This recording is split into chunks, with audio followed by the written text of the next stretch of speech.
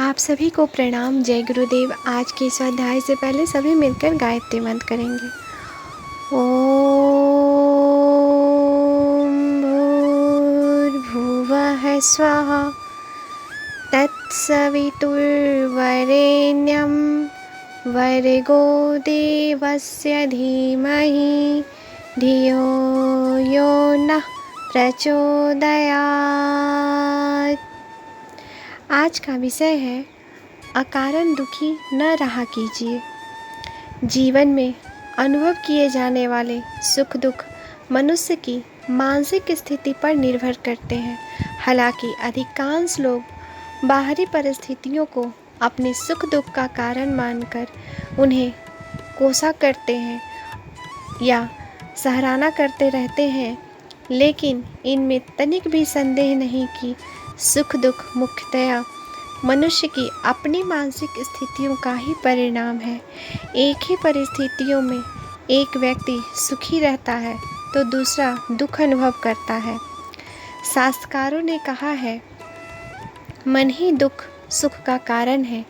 इसलिए ऐसा देखा जाता है कि एक ही विषय को पाकर मन के अवस्था भेद से लोग सुख दुख अनुभव करते रहते हैं।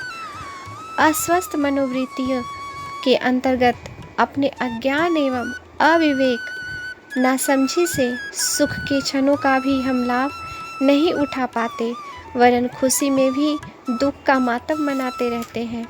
कई बार तो असंतुलित मन तनिक सी परेशानी न होते हुए भी काल्पनिक परेशानियों का ऐसा ताना बाना बुन लेते हैं जिसमें जीवन की संभावनाएं अस्त व्यस्त हो जाती है। इतना ही नहीं, सुख के क्षणों को भी हम गवा बैठते हैं। बाहरी परिस्थितियों को ही यदि आधार बनाया जाए तो भी ऐसा कभी नहीं होता कि किसी व्यक्ति के जीवन में दुख ही दुख आए और किसी को सुख ही सुख मिले। जगत में संतुलन कायम रखना प्रकृति की विशेषता है। वह किसी को सुख साधनों से युक्त करती है तो उतने ही अनुपात में दुख का कारण भी जोड़ देती है। प्रकृति के नियमानुसार प्रत्येक व्यक्ति का जीवन सुख और दुख के दो पहिया पर चलता है। जिसका जीवन में दुख की घड़ियां आती हैं तो उसके साथ कुछ ऐसी परिस्थितियां भी पैदा हो जाती है जिन पर मनुष्य संतोष, शांति, प्रसन्नता की सांस ले सके। अति सुख या अति दुख मनुष्य का अपनी ही अस्वस्थ मनोवृत्तियों का परिणाम है। अपने दुख या अपने सुख में हम एकाकी भाव से इतने डूब जाते हैं कि दूसरे पक्ष का तनिक भी विचार नहीं कर पाते। कई बार तो मनुष्य को अपनी सुख, सफलता, प्रसन्नता के क्षणों में भी भय होने लगता है।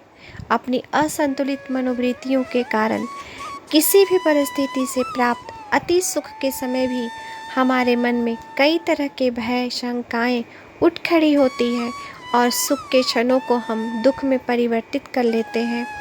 अपनी इच्छा अनुसार सुस्वादु भोजन पाकर भी कई लोग अपनी स्वाद लोलुपता अथवा पेटू कहलाने की आकांक्षाओं से ग्रस्त होकर परेशानी में पड़ जाते हैं।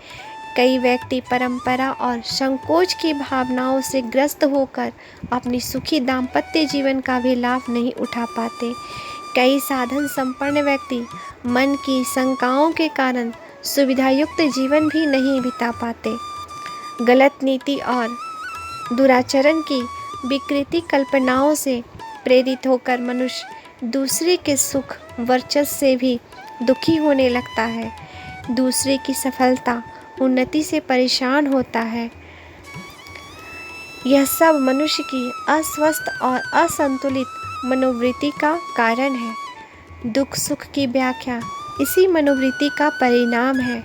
दुख अपने आप में कुछ भी नहीं है, ना इसका कारण कोई परिस्थिति विशेष ही है। हमारी मनोभावनाएं, मानसिक स्थिति ही जीवन में अनुभव होने वाले छोटे से लेकर बड़े दुख का कारण है। हमारे अपने अंदर ही, अपने व्यक्तित्व के पर्दे में ही दुख की भयावनी तस्वीर छिपी रहती है। दुख का मूल आधार मनुष्य के अपने नकारात्मक विचार होते हैं। रचनात्मक विधेयक विचार मनुष्य में बड़े परिश्रम और लंबे अभ्यास के बाद परिपक्व होते हैं, किंतु नकारात्मक मनोभूमि मनुष्य की सहज स्वाभाविक प्रवृत्ति का परिणाम है, जिसके कारण मनुष्य में चिंता, परेशानी, क्लेश, भय, निराशा, हीनता, अश्वाद के भाव का विस्तार होता है और यही दूषित भाव मनुष्य के दुख का आधार बनते हैं। बाहरी परिस्थितियों के अनुकूल और सुख साधनों से संपन्न होकर नकारात्मक मनोभूमि का व्यक्ति दुखी ही अनुभव करता है। इतना ही नहीं, वह सुख आनंद के अवसरों का भी लाभ नहीं उठा पाता। इस तरह जीवन में कभी दुखों से छुटकारा नहीं मिल पाता। जीवन पथ पर आगे बढ़ने के लिए हमें स्वस्थ, सबल, रचनात्मक मनोभूमि की अत्यंत आवश्यकता है। इसके बिना हम एक कदम भी आगे नहीं बढ़ सकेंगे। प्रयुक्त हमारा असंतुलित मन ही हमारे विनाश का कारण बन जाएगा। इसके लिए आत्मनिरीक्षण द्वारा अपने मनोविकारों को समझा जाए, अपनी मनोभूमि का पूरा निराकरण किया जाए। जो भी नकारात्मक विचार हो उनसे पूर्णतया मुक्त होने का प्रयत्न किया जाए। स्मरण रहे, आत्मनिरीक्षण ही प्रक्रिया इतनी गंभीर न हो जिससे जीवन के अन्य अंगों की उपेक्षा होने लगे। केवल अपने बारे में ही सोचते रहना, अपने व्यक्तित्व में घुसकर ही ताना बाना बुनते रहना भी आगे चलकर मानसिक दोष बन जाते हैं। आवश्यकता इस बात की है कि अपनी मनोविकृतियों के बारे में गंभीरता से सोचा जाए और फिर उसे सुधारने में तत्परतापूर्वक लग जाया जाए। नकारात्मक विचारों को हटाकर रचनात्मक विधेयक दृष्टिकोण अपनाने पर दुखदायी परिस्थितियां भी मनुष्य के लिए सुखकर परिणाम पैदा कर देती है। वस्तुतः स्वस्थ मनोवृत्ति का व्यक्ति सुख और आनंद को ही जीवन का सर्वस्व नहीं मानता। एक सीमा तक इन्हें उपयोगी भी माना जा सकता है। स्वस्थ मनोवृत्तियों का मनुष्य दूसरे के सुख आनंद से प्रसन्नता अनुभव करता है।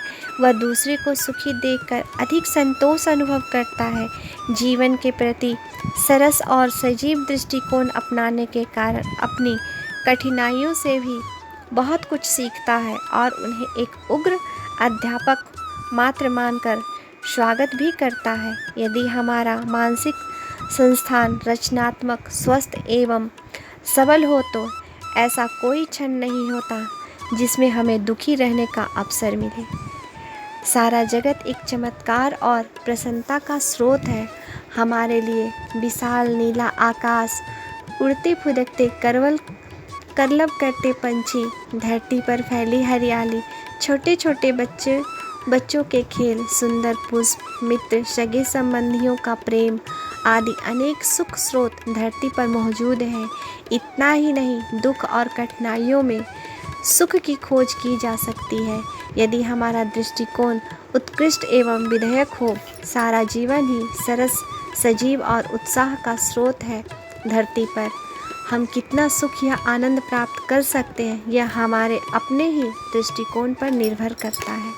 आज के लिए यहीं तक। आप सभी को प्रणाम। जय गुरुदेव।